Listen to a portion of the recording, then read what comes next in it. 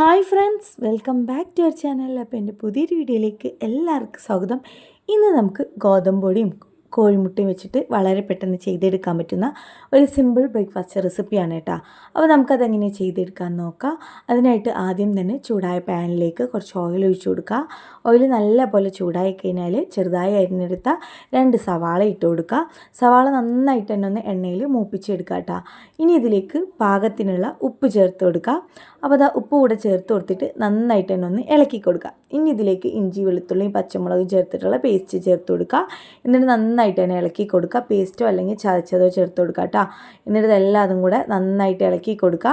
ഇനി ഇതിലേക്ക് ലേശം ഗരം മസാലപ്പൊടി ചേർത്ത് കൊടുക്കുക. 2 ടീസ്പൂൺ അളവിൽ മല്ലിപ്പൊടിയും 1 ടീസ്പൂൺ മുളക് പൊടിയും ലേശം മഞ്ഞൾപ്പൊടിയും ചേർത്ത് കൊടുക്കുക. നിങ്ങൾക്ക് എത്രയാണ് എരിവ് വേണ്ടത് നോക്കിയിട്ട് പാകത്തിനുള്ള മുളക് പൊടി ചേർത്ത് കൊടുക്കുക കേട്ടോ. ഇനി ഇതെല്ലാം അതും കൂടെ നന്നായിട്ട് തന്നെ ഒന്ന് മിക്സ് ചെയ്തെടുക്കുക. ഇനി ഇതിലേക്ക് വേവിച്ച് ക്രഷ് ചെയ്തെടുത്ത ചിക്കനും കൂടെ ചേർത്ത് കൊടുക്കുന്നുണ്ട്. ചിക്കന് പകരം നിങ്ങൾക്ക് കോഴിമുട്ട വേണമെങ്കിൽ അത് ചിക്കി എടുക്കാവുന്നതാണ് കേട്ടോ. ഇനി ഇതെല്ലാം അതും കൂടെ നന്നായിട്ട് തന്നെ മിക്സ് ചെയ്ത് എടുത്തു കഴിഞ്ഞാൽ ഫ്ലെയിം ഓഫ് ചെയ്ത് മാറ്റി വെക്കാം. ഇനി 1.5 കപ്പ് ഗോതമ്പ് പൊടിയിലേക്ക് ലേശം ഉപ്പും ഇളം ചൂടുള്ള വെള്ളവും ചേർത്തിട്ട് മാവ് നല്ല സോഫ്റ്റായിട്ട് തന്നെ കുഴച്ചെടുക്കാം. അപ്പോൾ അതാ മാവ് നല്ല പോലെ തന്നെ ഞാൻ ഇവിടെ കുഴച്ചെടുത്തിട്ട് റെസ്റ്റ് ചെയ്യാൻ വേണ്ടി മാറ്റി വെച്ചിട്ടുണ്ടായിരുന്നു. ഗോതമ്പ് പൊടിക്ക് പകരം നിങ്ങൾക്ക് മൈദപ്പൊടി വേണമെങ്കിൽ മൈദപ്പൊടി എടുക്കാവുന്നതാണ്. ഇനി കുഴച്ച് വെച്ച മാവിന്ന് ചെറിയ ചെറിയ ബോൾസ് മാവ് എടുക്കുക. നമ്മൾ ചപ്പാത്തിക്കൊക്കെ എടുക്കുന്ന ആ ഒരു വലിപ്പത്തിലുള്ള മാവ് എടുത്ത് മാറ്റി വെക്കാം. ഇനി ഇതുപോലെ ഒരു ബൗളിലേക്ക് നമ്മൾ നേരത്തെ മാറ്റി വെച്ച ആ മസാല ഉണ്ടല്ലോ, ചിക്കനും ഉള്ളിയൊക്കെ വഴറ്റിയെടുത്തത്, അതൊന്ന് ചൂടാറിയ ശേഷം ഇതുപോലെ ബൗളിലേക്ക് ഇട്ട് കൊടുക്കുക. നിങ്ങൾക്ക് എത്രയാണോ വേണ്ടത് നോക്കിയിട്ട് പാകത്തിന് എടുക്കാവുന്നതാണ് കേട്ടോ. അപ്പോൾ ഞാനിപ്പോൾ കുറച്ചാണ് എടുത്തിട്ടുള്ളൂ. ഇനി ഇതിലേക്ക് ഒരു കോഴിമുട്ട പൊട്ടിച്ചൊഴിച്ച് കൊടുക്കുക. ഇപ്പം നിങ്ങളിതിൽ കൂടുതലായിട്ട് എടുക്കുകയാണെങ്കിൽ ഒന്നിൽ കൂടുതൽ കോഴിമുട്ട എടുക്കേണ്ടി വരും കേട്ടോ. 2 എണ്ണമൊക്കെ എടുക്കേണ്ടി വരും. അപ്പോൾ ഞാനിപ്പോൾ ഇവിടെ ഒരു ബൗളിന് കുറച്ചാണ് എടുത്തിട്ടുള്ളൂ. അപ്പോൾ ഇതാ ഒരു കോഴിമുട്ട എടുത്തിട്ട് ഇത് നന്നായിട്ട് തന്നെ ഒന്ന് ബീറ്റ് ചെയ്തെടുക്കാം.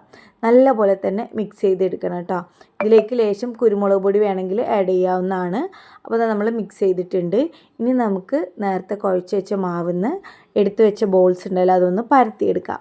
അപ്പോൾ അത് അത്യാവശ്യം വട്ടത്തിലൊന്ന് പരത്തിയെടുത്തിട്ടുണ്ട് ലേശം പൊടി ഇട്ടിട്ട്.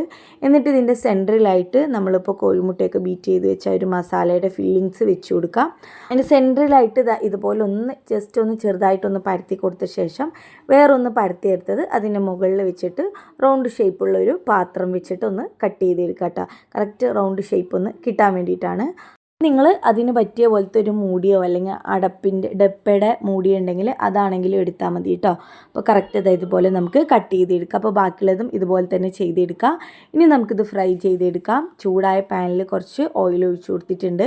ഓയിൽ നല്ലപോലെ ചൂടായ ശേഷം ഇത് കട്ട് ചെയ്തെടുത്ത ഓരോന്നും ഇട്ട് കൊടുക്കുക. എന്നിട്ട് ഇത് ഫ്രൈ ചെയ്തെടുക്കേണ്ടത് മീഡിയം ഫ്ലെയിം ഇട്ടിട്ടാണ് കേട്ടോ. അപ്പോഴാണ് ഇതിൻ്റെ എല്ലാ സൈഡും നല്ല പോലെ തന്നെ മൊരിഞ്ഞ് വരുള്ളൂ. അതുപോലെ തന്നെ ഇത് ഭൂരി പൊന്തി വരുന്ന പോലെ നല്ല പോലെ മുകളിൽ പൊന്തി വരും കേട്ടോ. അപ്പോൾ ഫ്ലെയിം ഒന്ന് മീഡിയത്തിൽ ഇട്ട് കൊടുക്കുക. ഒരു സൈഡ് ഒന്ന് മൊരിഞ്ഞ് വരുമ്പോൾ തിരിച്ചിട്ട് കൊടുക്കുക.